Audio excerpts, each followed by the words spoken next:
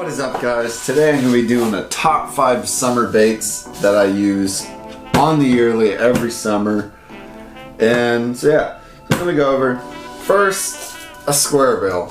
Now you might be wondering, well, Squarebill might be a little too much for low oxygen levels, being really hot.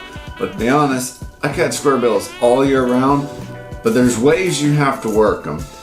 Like giving say logs into count, underwater structure. If you work this near that, that's an opportunity for the bass, because if it's low oxygen, they're not going to be moving as much. They're going to be in either like mid depth of water, or they're going to be inside a structure really holding tight to it, or right on the outside just ambushing bait, so they don't really have to move much. So Squarebill is perfect for that. The way it just winds and goes in the water, if you can get it right next to them, they're going to easily strike this. That time, like a week ago, I was at Alligator Lake. That's how I got that one fish, was off this Squarebill. I was working on the shore, and you could tell the way I threw it in there and how tight he was up in there, he was in the shade. So he was finicky, it was low oxygen, how hot it was. So he was sticking to cover. When I flew this in here, it was a reaction. He needed food, he's seen an opportunity, and he hit it. Another thing, working edges, working a lot of water real quickly. This is in crawl. In summer in Florida we have a lot of crawfish. I honestly don't see them that much, but when I do, it is a good time to throw them in summer though. So next bait has to be finesse. This is just a missile baits.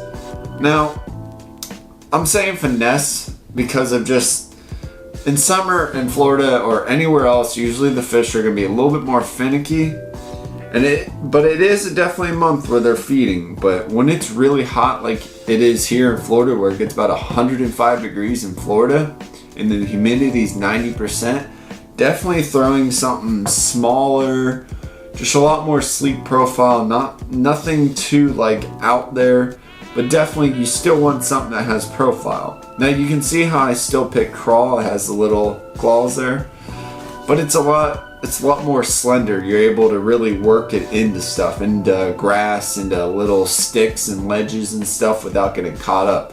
Definitely something to throw on like a VMC rugby head, like a 1/8 or a 3/8. Definitely a good way to throw this. You could Texas rig it, but to be honest, it works a lot better being thrown on like a rugby head, a football head, a spot remove, or a half moon, or like a split shot.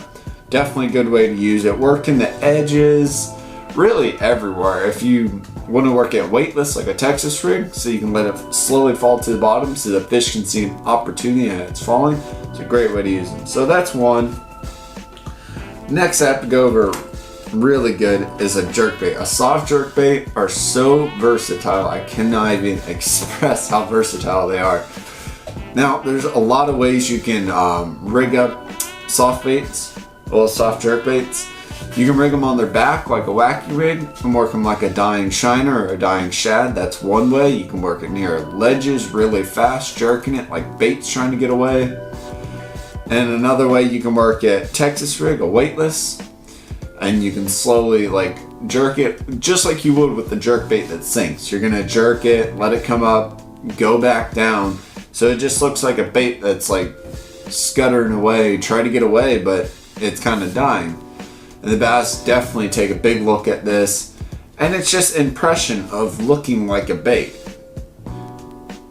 You know, you can't go wrong with throwing a soft jerk bait. One, you don't have to worry about treble hooks. That's an up. And sometimes when they're a lot more finicky, they definitely want something that's silent, that they don't have to work for too much. And that's why that slow presentation of falling is definitely something good to use when they're real finicky and you want to work in so many scenarios. Wacky rig, weightless Texas. To be honest, you can throw this on a rugby head and work it across rocks and ledges like a feeding bait fish. That's another way you can do it. I wouldn't recommend throwing this on a weight like Texas rig, but you can throw it on a split shot. Have that weight and have it up here just twitching around. But yeah, that's another good thing to use in summer. Next is a spinnerbait. I love throwing spinnerbaits in the summer. I didn't film it, but I went down to this little like dink pond, like not that far from here. I caught 2 and they were like all like this big, guys.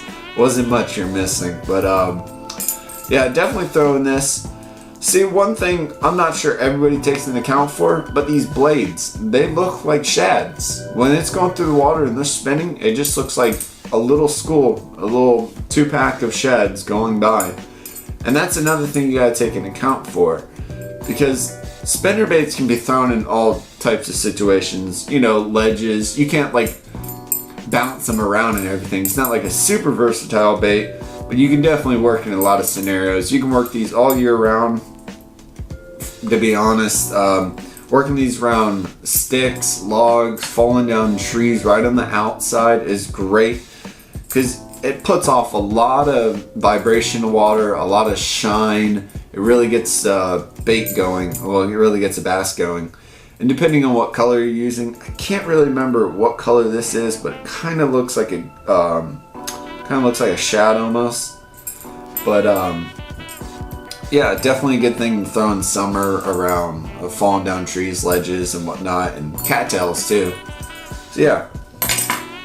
And last but not least, what I caught all this fish on just a few days ago. This thing, propeller baits, top water. I'm just gonna go top water in general. In summer, it's just a great thing to use. Now you would think, well, it's summer, it's hot as hell, you know, low oxygen. You wouldn't expect them to be in shallow water and destroying baits.